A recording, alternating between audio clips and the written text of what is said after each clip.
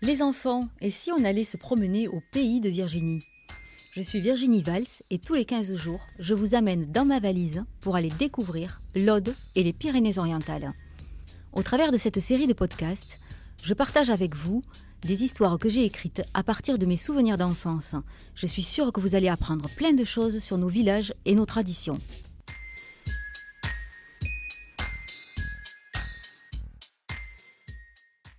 Aujourd'hui, direction la cité de Carcassonne pour rencontrer Dame Carcasse. Il était une fois une ville qu'on appelait Carcassonne. Elle se trouve dans le département de l'Aude, aujourd'hui habitée par près de 46 000 Carcassonnais et Carcassonnaises. Chaque année, des milliers de touristes viennent découvrir ou redécouvrir sa célèbre cité. Son château comtal et ses remparts sont même classés au patrimoine mondial de l'humanité par l'UNESCO. Je suis sûre que tous les visiteurs, de 7 à 77 ans, se sont déjà imaginés en chevalier ou en gente-dame à l'époque de Dame Carcasse. Au fait, connaissez-vous sa légende? Celle qui expliquerait d'où vient le nom de cette ville? Venez avec moi, remontons le temps jusqu'au IXe siècle, à l'époque de Charlemagne. 5 ans. Voilà 5 ans qu'il est parti. Assise sur son lit à baldaquin, elle regarde par la fenêtre. Derrière la double rangée de remparts qui la sépare des champs verdoyants, le soleil se lève timidement sur la campagne audoise. 5 ans que Laïla se bat, sans lui, pour protéger les terres qu'il avait réussi à conquérir. De longs cheveux ébènes tombent sur ses épaules frêles. La tristesse se lit dans ses yeux noirs. Laïla, surnommée Dame Carcasse par les villageois, est épuisée.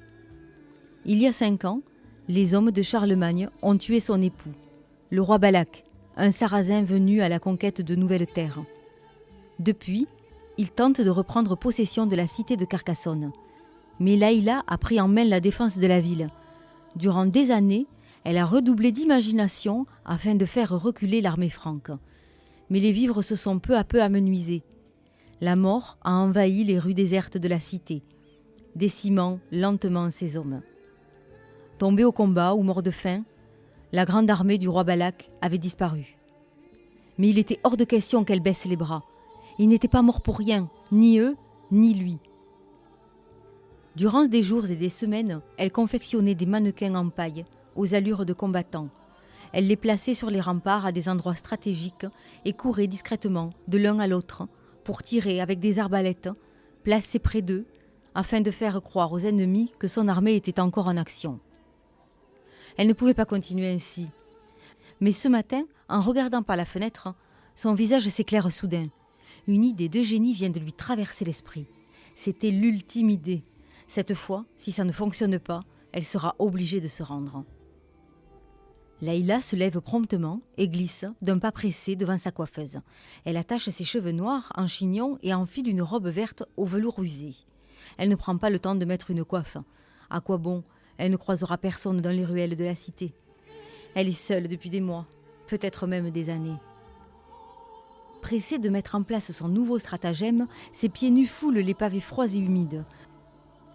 Son cœur a le temps de se serrer quand elle passe sur la place du Grand Puy.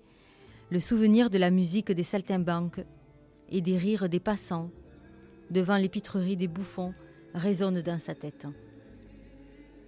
Elle accélère le pas et arrive devant la réserve. Tapi au fond de la pièce sombre en terre battue, un seul survivant, un cochon qui a juste eu la chance d'en être un dans un garde-manger sarrasin. Sur la grande table en bois massif, des bouteilles gisent, vides.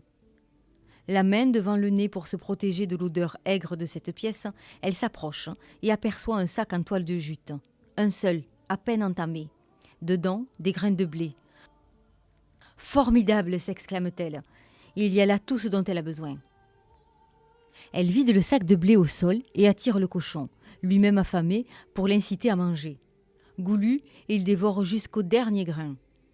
Elle charge alors le cochon dans une brouette en bois, et tant bien que mal, roulant sur les pavés, l'animal un peu agité mais repu dans son véhicule, elle arrive enfin au pied de la plus haute tour de guet de la cité. Elle prend le porc dans ses bras et avec toute l'ardeur qui lui reste, grimpe les nombreuses marches qui mènent au dernier étage. Essoufflée, les jambes tremblantes, elle arrive à la terrasse de la tour. La ville en contrebas est loin de s'imaginer que Dame Carcasse joue sa vie à cet instant. Au pied de la tour de guet, Charlemagne et ses hommes trépignent devant les remparts extérieurs. D'un élan non retenu, Dame Carcasse lance alors le cochon qui, arrivé au sol, s'éventre. Les grains de blé, pas encore digérés, jonchent le sol autour de ce porc tombé du ciel. Charlemagne, complètement décontenancé devant ce spectacle, crie alors à ses hommes « Abdiquons, ils ont tellement de victuailles qu'ils en nourrissent les porceaux. Ils ne sont pas prêts de capituler. » Après plus de 5 ans, Dame Carcasse voit enfin ses ennemis s'éloigner. Elle a gagné. Une montée d'adrénaline envahit son corps.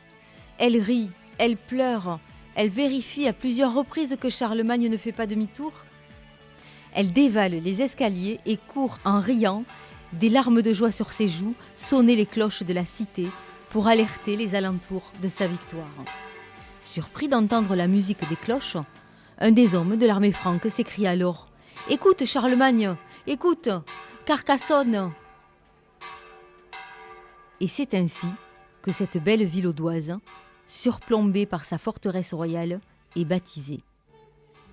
Au fil des siècles, la cité s'étoffe, se construit, s'enrichit, incendiée puis reconstruite, abandonnée puis ravivée. Aujourd'hui, la cité de Carcassonne compte parmi les chefs-d'œuvre du patrimoine mondial. Avec 52 tours et 2 enceintes concentriques, totalisant 3 km de remparts, elle est la ville fortifiée la plus accomplie d'Europe. Les vitraux de la basilique Saint-Nazaire sont considérés comme les plus beaux du midi de la France. La légende de Dame Carcasse, elle aussi, a traversé les siècles. Pourtant, Charlemagne n'a probablement pas fait le siège de Carcassonne. Son père, Pépin le Bref, l'ayant déjà prise aux Sarrasins vers 759, alors que Charlemagne n'avait que 17 ans. Et Dame Carcasse ne s'appelait certainement pas Laïla. En ce dimanche d'avril 2019, la saison touristique n'est pas encore commencée, mais déjà, des centaines de visiteurs franchissent la porte narbonnaise, l'entrée principale de la cité. Ici, des retraités allemands écoutent consciencieusement leur guide. Là, des jeunes font des selfies devant les immenses remparts. Sur un banc, 2 femmes dégustent une crêpe en observant la foule. Près de l'entrée, un couple s'enlace. À côté d'eux, le buste de Dame Carcasse veille toujours sur la cité.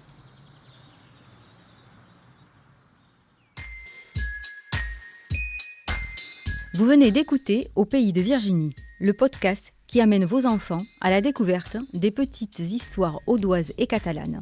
Je suis Virginie Valls et je vous retrouve dans 2 semaines.